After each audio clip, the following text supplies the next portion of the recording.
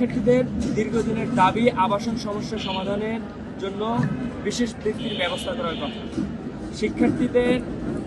শিক্ষার্থীরা যমুনার সামনে আন্দোলন করে অনেক ত্যাগ স্বীকার করে বৃত্তির দাবি আদায় করেছে।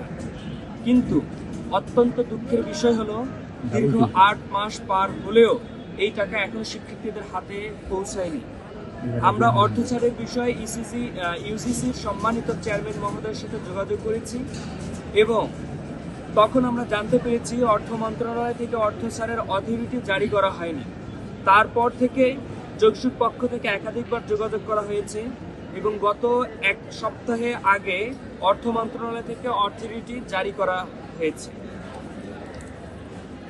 এখন আমাদের কাজ হলো শিক্ষা মন্ত্রণালয় এবং ইউজিসির সাথে সমন্বয় করে বাজেটের টাকা বিশ্ববিদ্যালয়ের অ্যাকাউন্টে নিয়ে আসা, কিন্তু বারবার যোগাযোগ করে এই কাজগুলো করানো যাচ্ছে না।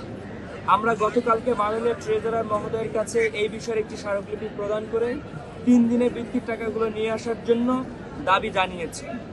আমরা মনে করি বিশ্ববিদ্যালয়ের মাননীয় ট্রেজারার মহোদয় এবং অর্থ কমিটি আন্তরিকতার সাথে কাজটি করলে 3 দিনের মধ্যে তারা একটি সুখবর নিয়ে আসতে সক্ষম হবে। আমরা আমাদের পক্ষ থেকে সর্বোচ্চ যোগাযোগ অব্যাহত রেখেছি এবং আমাদের সর্বোচ্চ প্রচেষ্টার মাধ্যমে প্রশাসনের কাজগুলো দ্রুত করার জন্য সর্বাধিক প্রচেষ্টা করে যাচ্ছি।